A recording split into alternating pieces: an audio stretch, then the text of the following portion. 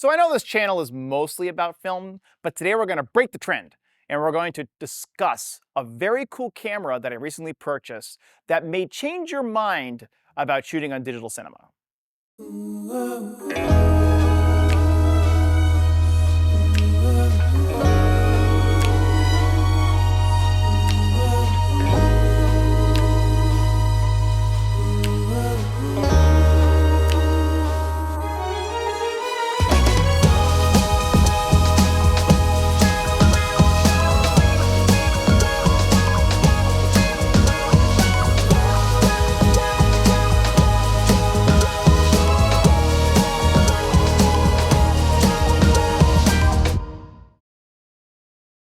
I love shooting on film, but at the same exact time, I have to be able to shoot for lower cost when I need to.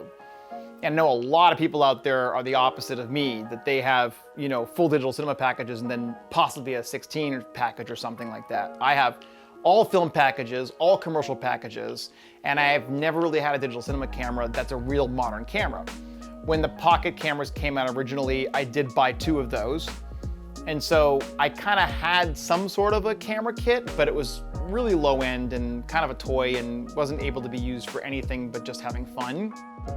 So I've always kind of wanted to get a package that fit kind of a multitude of bills. And for me, shooting with film and having film cameras and film lenses, it's been kind of a challenge. I always wanted to try one of these things. I had played with them before, but I hadn't really been able to own one because the biggest problem with this camera is that it's an accessory-driven camera. So the body itself was $5,500, or actually, I think it was like $6,500 or something like that. When it first came out, it was quite a bit. And then you need the viewfinder, that's $12.95, and you need the PL mount, and you need the battery adapter, and you need the SSD recorder, you need the dovetail system, and by the time you're done, you're up at around 85, 9,000. So I just said forget it, and I would wait for one to come used. So then of course the 12K full frame came out, and the full frame is a much better camera, but it doesn't work with Super 16 lenses because the imager is a lot larger, and so your little crop for Super 16 is going to be like sub 2K resolution, if they had it at all. So I am kind of forced to work with the older camera, but it works with my lenses really well, and in Super 16 mode, it has a really kind of nice look. So let's dive into the camera a little bit and discuss why I kind of like it. So the great thing about the 12K is that it has a Super 35mm imager, which means I can use full frame and Super 35mm lenses with that. I don't have to worry about using older glass, it'll work no problem. And I can get those shallow depth of field, beautiful bokeh shots with Super 35mm lenses and Super 35mm mode, but then I can back it down to 6K Super 16 mode for my zoom lens shots. Best of both worlds, And that's one of the critical aspects that people who are making digital cinema cameras today haven't yet built into their packages outside of Blackmagic, and it's what makes this camera so unique. So here are the different imager layouts. We have Bayer, we have RGBW, and Blackmagic 12K RGBW. And the benefit of the RGBW imager is that it actually has an even amount of red, green, and blue pixels. However, it has way less of them compared to a conventional CMOS Bayer pattern imager. If it had too little pixels, if it had more a standard 4K resolution, you would have basically very little color data, and you'd actually maybe even be able to see this color patterning all the time. To fix that problem, they raised the resolution up very, very high, and now all of a sudden, you've got this imager that you could shoot 12K images with, compressed, right? And it delivers you in 4K a very nice image. If you punch in enough on this imager, you can see those pixels. It's quite fascinating. It's very filmic in that way. Film does the same exact thing. Film, when you punch into it, you see the colors all kind of moving around and changing and stuff. It's not FPN. It's actually kind of the way the imager works. The imager has a ISO range of 125 to 3200. When you look at the dynamic range chart, you can clearly see that the base ISO of this imager, according to Blackmagic, is 800 ISO. But for me, I want to get as much highlight retention as possible without losing too much blacks, so between 16 and 2000 is actually kind of a perfect little medium. So we've been rating the camera at between 800 and 1600 to kind of retain some of those blacks. And what we've been seeing is that at 1600, it actually works kind of the best. It's not necessarily too grainy to be used, and it retains way more highlights than 800. And because you can adjust the output ISO in post-production, it's much easier to make these small changes in post rather than camera. So here's a comparison test on dynamic range, starting here at f16. And what we're gonna do is we're gonna go one stop over. And so now you can clearly see that it looks totally fine. And we're at 2 stops over, it looks totally fine. And even 3 stops over, just a slight color shift, and we're completely able to recover even up to 4 stops. And this is because we're a little bit underexposing it. Now, when we start going the opposite direction, going down and underexposing, 1 stop under, we can clearly see that it's fine. And once we get to about 2 stops under, we start to see the grain level come up a little bit, still totally usable. 3 stops under, maybe Neat Video can get rid of this and make it usable. But at 4 stops, the color shift is just way too much, and you see too much tearing in the image. And of course, at 5 stops, it's completely unrecoverable. And even though we applied Neat Video to this, you can clearly see that it still is really unusable. The other thing about the imager is it has a very, very fast refresh rate in 8K or below. So in 12K, it's not great. It's like 12, 13 millisecond. It's that, you know, I wouldn't call it a good refresh rate. It's acceptable. If you were to go out and shoot sports with it, maybe not, but for narrative, it's fine, right? You're never gonna see that for narrative. And then of course, you know, in 8K mode, it drops down to a sub 10 millisecond refresh rate, which is fine, you know? But because you're losing pixels when you go 8K, you also lose those white pixels, which are where your dynamic range is. So the camera by far works the best at 12K Q0. And in this test, you can see right here with the R5 8K RAW versus the URSA Mini at Q0 12K, you can clearly see that the URSA Mini 12K is a crisper image than the 8K. So if you want the best image, you're going to shoot 12K Q0. When you bump it up a notch to 5:1, you immediately see there's a degradation in the image immediately. Now you're not seeing aliasing or you're not seeing any kind of major issues, but you can see right away that this is a little bit different. And then if we take that and move it down to 8K, you can see in Q0 8K that the image is definitely more noisy than it was in 12K, clearly. It's definitely showing us that in 12K mode at Q0, the imager is phenomenal. You can do, I believe it's up to 80 frames a second in 8K, or it's 120 frames a second up in 8K. And that's pretty good. So it stays 120 frames a second all the way until 4K Super 16, which goes to 240. I mean, you know, is anybody going to use that mode? I don't know. But you can really get a lot of high-speed work out of this camera. And it's very similar to the new camera as well in terms of high-speed frame rates, which is cool. It's one thing I really wanted in a camera, was really good high-speed rates. And 8K at 120 frames a second is like perfect for me, you know?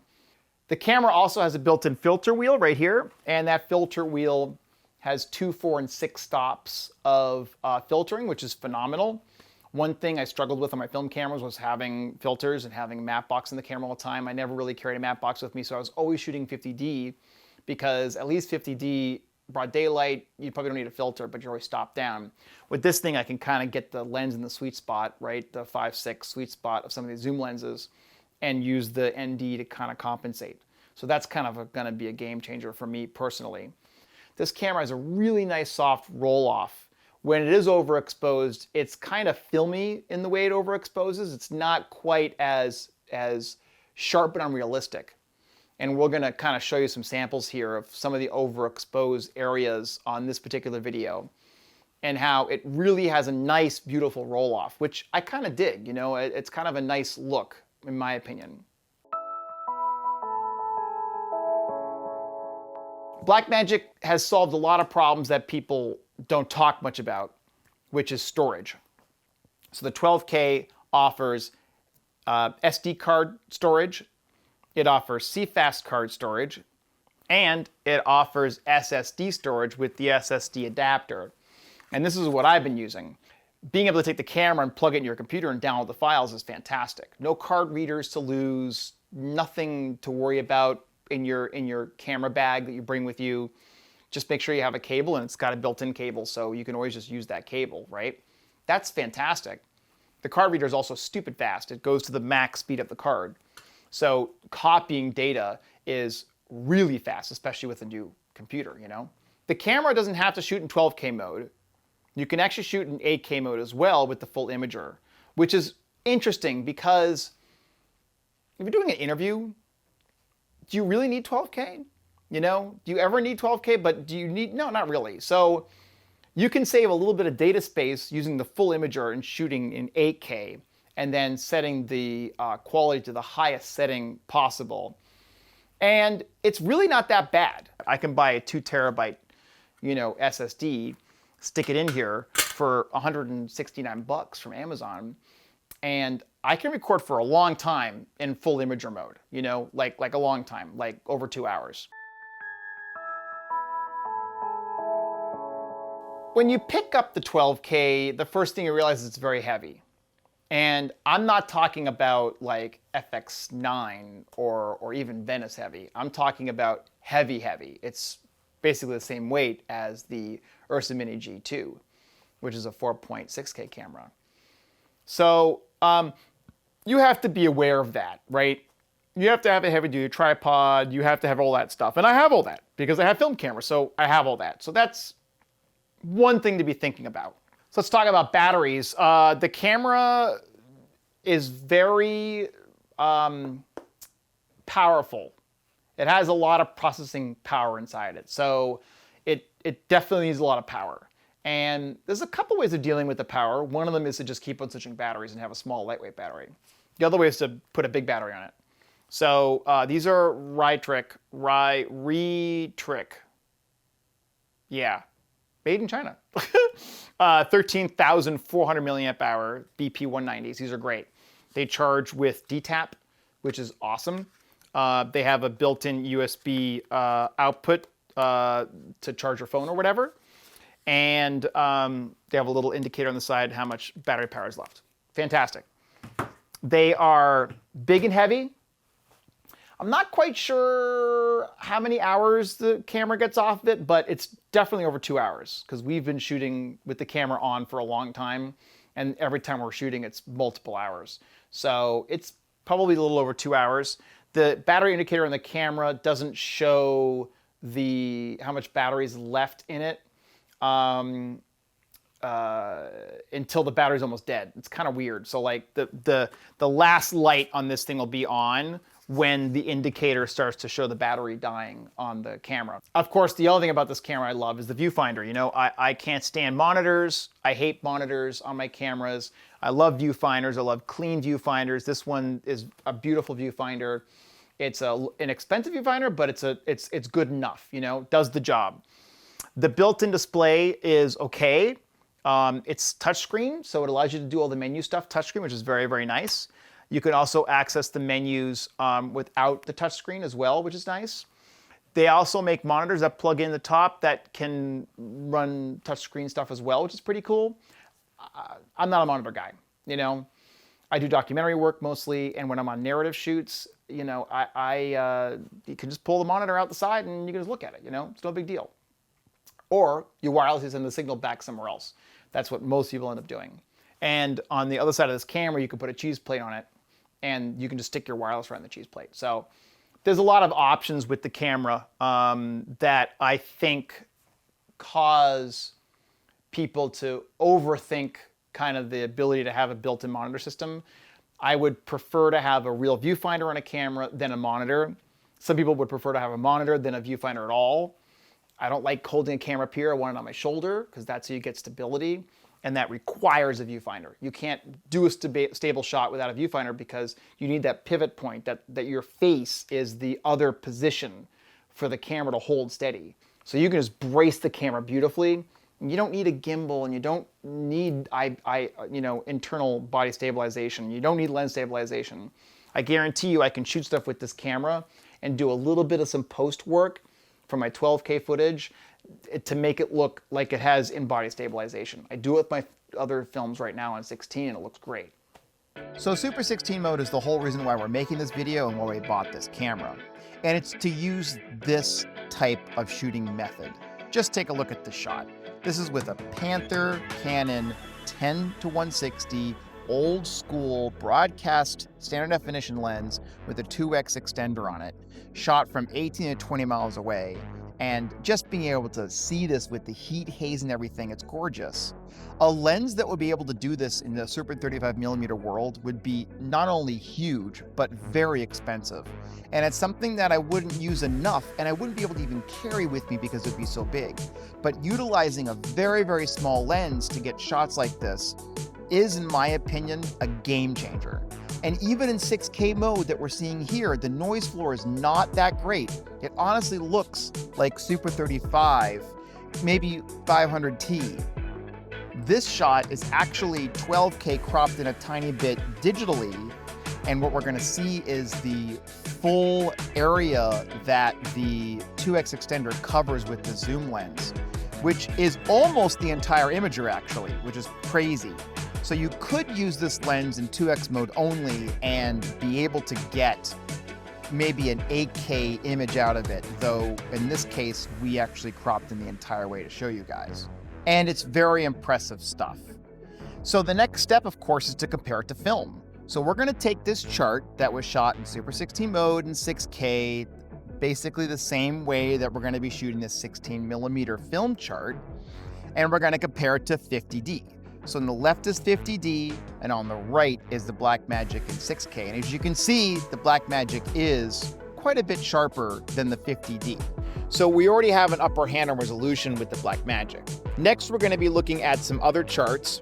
And these charts are kind of a breakdown of what the camera is capable of doing in different modes in Super 16.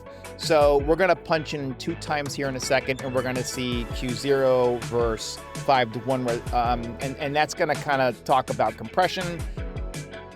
To be quite honest with you, I don't really see much difference between these 2 modes, but I haven't seen any real difference between them. Here's a Q0. One of the things that we really wanted to talk about was whether you shoot cropped in or not cropped. I mean, the image circle is the image circle no matter what you do. So you're either gonna crop in camera or you're gonna crop in post. To me, the results are exactly the same either way. Here's some footage that we shot outside in kind of really nasty, shadowy weather. This is kind of where film doesn't work very well. And I really wanted to look at how digital the noise floor was, you know? And so this is all shot in, Q0. This is actually a 12K shot, just to pop in there so you can see that there's really no grain difference, maybe slightly, but nothing really perceivable between the 6K and the 12K. Now we're back in 6K mode, and this is with the 2x extension lens, my favorite lens for shooting train stuff. And I wanted to kind of get, again, more shadowy material, less direct sun. This is where film really struggles, you know? This is the type of material that you have a lot more grain with film. It's harder to grade. And I wanted to see how the Blackmagic did, and it did very, very well.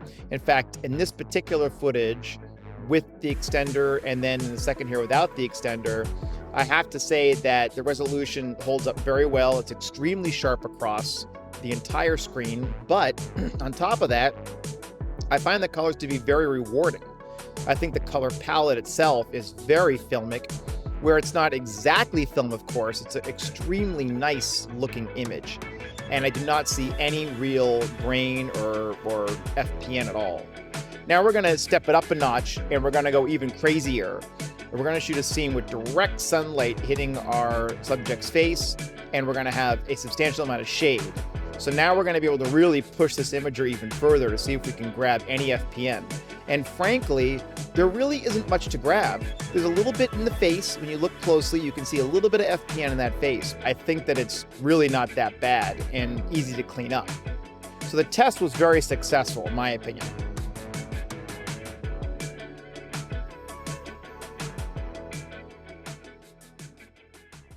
So I got my package for under $5,000, and it's got a lot of accessories. It's got a dovetail and rod system, it's got the built-in viewfinder, it's got the battery adapter, the SSD recorder, we kind of talked about that earlier. It's a pretty good deal. I would not have purchased it if I hadn't gotten a killer deal. Just wouldn't have made any sense to me. So the great deal made it worthwhile purchasing. The other thing I didn't mention in the video earlier is that the codec, the B-RAW codec, is excellent, and it works fantastic with Apple Silicon. And the cool thing about it is that it's so efficient. You can shoot 12K, put it in an 8K timeline, it plays back fantastic. You can add your grades and your effects and it works great. There really is no reason to not shoot with the camera in 12K and even work in an 8K timeline. It's an incredible, fast workflow that will blow your mind away, especially in Apple Silicon. So we're gonna diversify our shooting by shooting a little bit more in digital, and we're hoping to do the same thing to the channel and bring you guys some new digital-oriented content, which will kind of bridge that gap for some people, right? People who may only know about digital and haven't shot on film, and maybe some people who shot on film and don't know anything about digital. Is the Blackmagic 12K a replacement for 16mm? No. I mean, like, no. All we're doing is adding a tool to our tool chest that's better than this bloody piece of junk R5. And so I personally, absolutely, hands down, like this camera, but don't love it. Don't listen to me and go out and buy a camera because of what I say. Look at the footage. See if it fits your workflow. See if you care about the noise floor. See if you care about ISO range. These things all matter. I shoot on film. I don't care about 20,000 ISO, right? So for me, that 1600 max ISO range without having too much noise floor is fine, but might not work for you. So just be mindful of that before pulling the trigger on something that I say. It ain't replacing 16, but you know what? I think in the end, we're gonna try to get as close as we can to mimicking film as we can with digital cinema. So thanks for watching this breakdown of the Blackmagic 12K, and I will see you next time.